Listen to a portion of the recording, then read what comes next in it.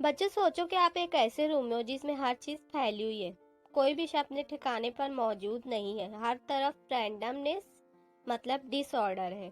फिर आप क्या करोगे? आप हर चीज को उसके करेक्ट प्लेस पर रख दोगे, एक भी शय बिखरी हुई नहीं रहने दोगे, रूम में हर चीज ऑर्डर में आ जाएगी।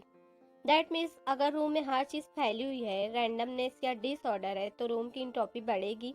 और अगर रूम में हर चीज अपनी जगह पर रखी हुई है, तो रूम में हर शय ऑर्डर में है, तो रूम की इंट्रोपी कम होगी।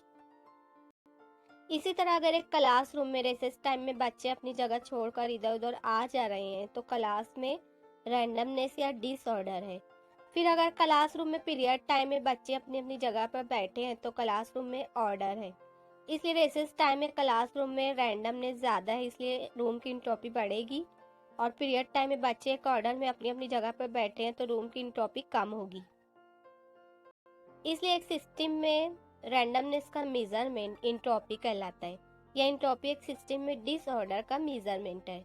और इंट्रोपी के कंसेप्ट को 1865 में रडल्फ क्लाउसियस नामी साइंटिस्ट ने थर्मोडायनेमिक में इंट्रोड्यूस किया। अकॉर्डिंग टू रडल्फ क्लाउसियस, इंट्रोपी ये मेजर करता है कि सिस्टम कितना फ्री है या कितना ऑर्गेनाइज्ड है।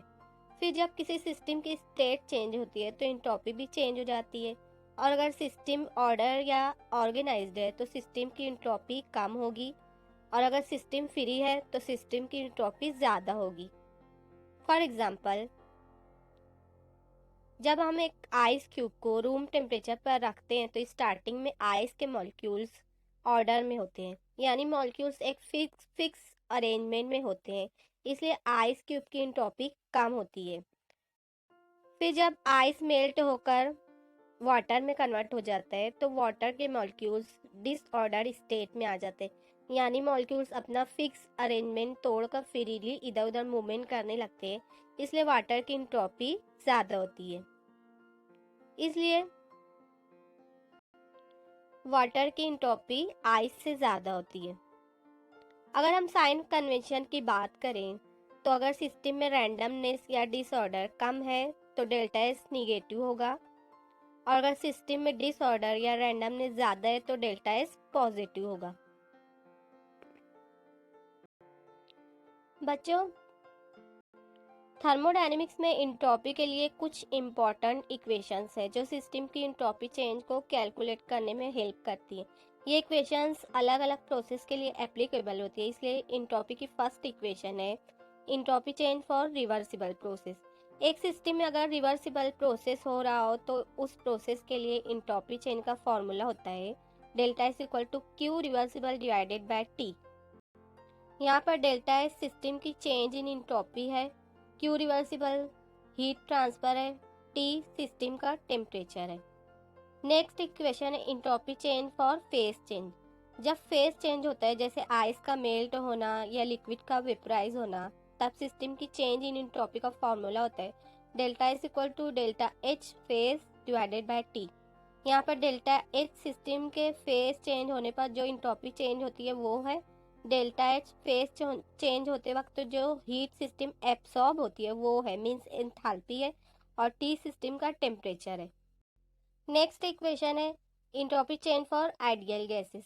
आइडियल गैस के लिए जब आइसोथर्मल प्रोसेस होता है, तो इंट्रोपी चेंज कैलकुलेट करने का फॉर्मूला होता है delta S equal to N R L N into bracket V F divided by V I. यहाँ पर N number of moles of gas है, आर यूनिवर्सल गैस कांस्टेंट है, वी आई इनिशियल वॉल्यूम है system का, और V F final volume है system का। Next equation है entropy change for irreversible process. Irreversible process में टोटल इंट्रोपी चेंज सिस्टम और सराउंडिंग का कंबाइंड रिजल्ट होता है। ऐसे प्रोसेस के लिए इंट्रोपी चेंज का फॉर्मूला होता है delta S total equal to delta S system plus delta S surrounding. यहाँ पर डेल्टा एस सिस्टम की चेंज इन इंट्रोपी है, डेल्टा एस सराउंडिंग की चेंज इन इंट्रोपी है, डेल्टा एस टोटल सिस्टम और सराउंडिंग की टोटल चेंज इन इंट्रोपी है। Next equation है standard entropy change. Standard condition में जब रिएक्शंस परफॉर्म की जाती है, स्टैंडर्ड कंडीशन मतलब जब प्रेशर 1 एटमॉस्फेयर और टेम्परेचर 209 केल्विन हो, तो स्टैंडर्ड इंट्रोपी चेंज का फॉर्मूला होता है delta H zero equal to summation of delta H zero product minus summation of delta H zero reactants. यहाँ पर delta H zero standard entropy change है, delta H zero product की standard entropy change है, delta H zero reactants की standard entropy change है। Next equation है Gibbs free energy. Gibbs free energy का equation entropy के साथ रिलेटेड है और ये एक इम्पॉर्टेंट थर्मोडायनेमिक फंक्शन है। इसकी इक्वेशन है G equal to H minus T H. यहाँ पर जी सिस्टम की गिब्स फ्री एनर्जी है, एच सिस्टम की इंथैल्पी है, टी सिस्टम का टेम्परेचर है और एच सिस्टम की इंट्रोपी है। Now let's see numericals. Question है calculate the entropy change when 1 mole of ice melts at 0 degree Celsius temperature. The enthalpy of fusion of ice is 6.01 kilo joule per mole. मतलब यहाँ पर 1 मोल ice 0 degree Celsius temperature पर melt हो रहा है, हमें इसकी एंट्रोपी चेंज फाइंड आउट करना है। यहाँ पर डेल्टा एट फ्यूजन दिया हुआ है 6.01 किलो जूल पर मोल।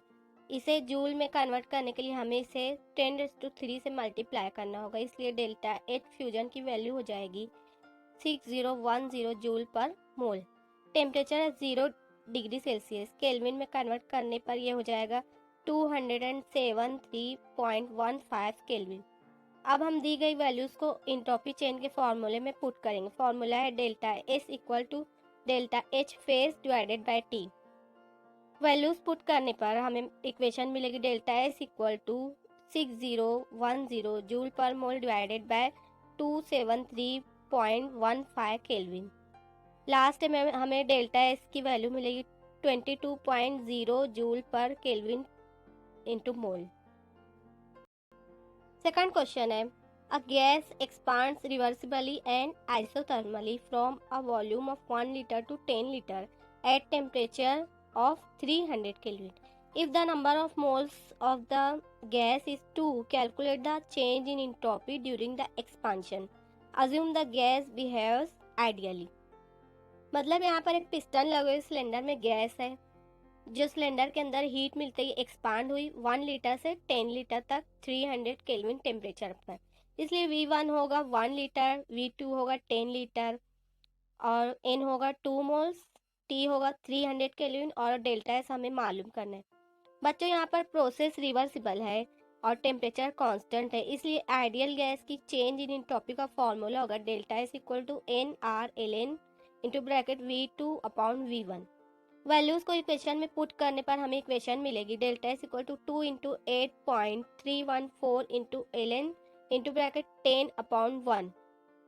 वैल्यूज सॉल्व करने पर हमें इक्वेशन मिलेगी delta S equal to 16.628 into ln into bracket 10।